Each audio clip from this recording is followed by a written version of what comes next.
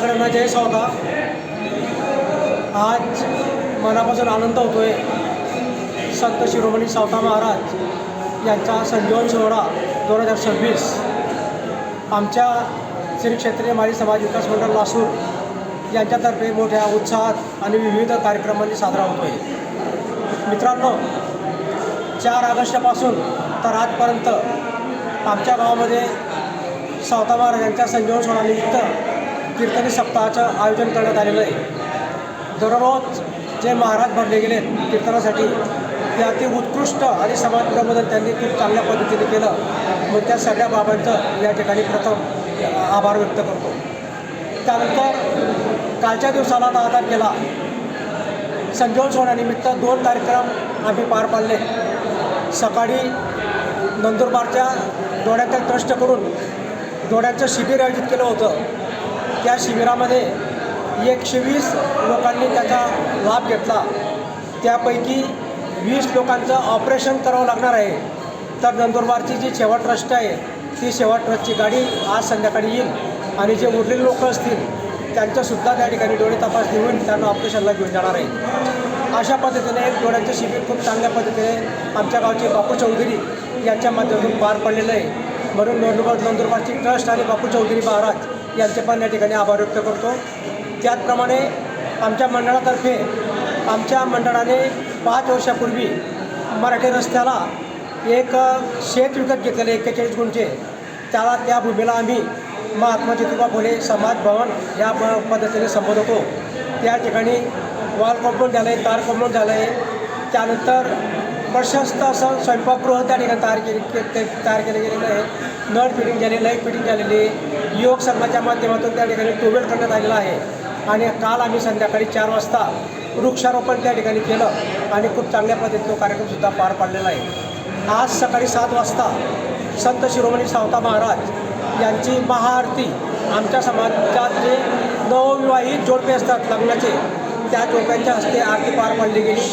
त्यानंतर आता 8 वाजता आमच्या महाकाळ ग्रुपच्या माध्यमातून नंदुरबारची एक टीम आहे रक्तदान शिबिर घेणारी, त्या टीमच्या माध्यमातून भव्य असं रक्तदान शिबिर आज आयोजित करण्यात आलेलं आहे।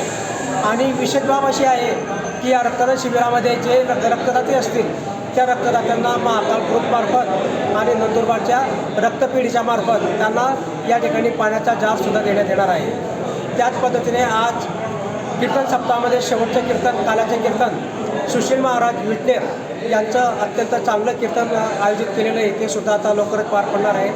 त्यानंतर भंडारा महाप्रसादाचा कार्यक्रम आज 11 वाजता सुरू होईल। यामध्ये संपूर्ण माळी समाजाला, आमचे 600 घरं आहेत, संपूर्ण माळी समाजाला चुलीला आमंत्रण असतं आणि उरलेलं सगळं गाव जे असेल, झोपडपट्टी असेल, महल असेल, प्रत्येकाला आम्ही एक सिंगल आमंत्रण देतो आणि त्या लोकांना महाप्रसादाचा लाभ आमच्या मंडळामार्फत देत असतो।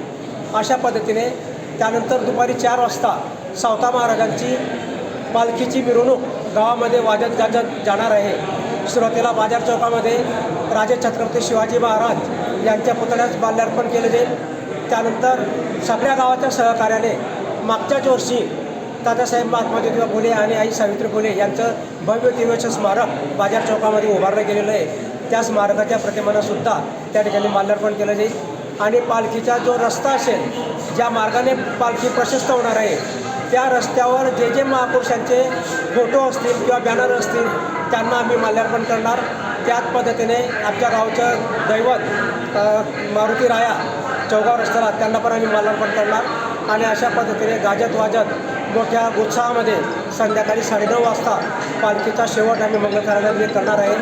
मित्रांनो, दरवर्षी आमचं लासूर गाव जे आहे, लासूर गाव राजकारणाकडे राजकारण करतं, पण ज्या वेळेस समाजकारण असतं किंवा अध्यात्म असतं त्यावेळेस सगळे जाती धर्म सगळे एकत्र येतात आणि तुकाराम बित्त सप्ताह मोठ्या प्रमाणात साजरा होतो। त्यानंतर दरवर्षी आमच्या गावामध्ये नेहमीचा जो सप्ताह आहे आमचा, तो सप्ताहसुद्धा साजरा केला जातो। अशा पद्धतीने एक चांगलं गाव, आदर्श गाव जळगाव जिल्ह्यात नाही तर संपूर्ण महाराष्ट्रामध्ये आहे। राजकारण आम्ही राजकारणाच्या जागा ठेवतो। एकदा राजकारण संपलं की त्याच दिवशी संध्याकाळी 5 वाजता आम्ही दोघं पक्षाचे, दोघं पॅनलचे जे काही लोक असतील सगळे एकत्र बसतो, चहापान करतो आणि कोणी कोणाकडे घरी जातो आणि पूर्ण 5 वर्षापर्यंत कोणीही कोणाच्या व्यवहारामध्ये अजिबात हस्तक्षेप करत नाही। जो तो ज्याच्या त्याच्या कुवतीने त्याची त्याची संस्था आमच्या गावामध्ये खूप चांगल्या पद्धतीने विकसित होत आहेत। म्हणून आज आमचे एकदा न्यूजचे जे वार्ताहर आहे आमचे एक मित्र आदरणीय आत्माराम बापू ते या ठिकाणी आले, आमची मुलाखत घेतली, आमच्या कार्यक्रमाची शोभा वाढवली, संत सावता महाराजांच्या प्रतिमेचे त्यांनी पूजन केलं. त्याबद्दल मी त्यांच्या आमच्या मंडळामार्फत समाजामार्फत त्यांचे आभार व्यक्त करतो आणि माझे 2 शब्द या ठिकाणी संपवतो. जय हिंद, जय महाराष्ट्र, जय सावता, जय शिवराय, जय महात्मा फुले, जय सावित्रीबाई फुले, जय जिजाऊ, जय बाबासाहेब आंबेडकर.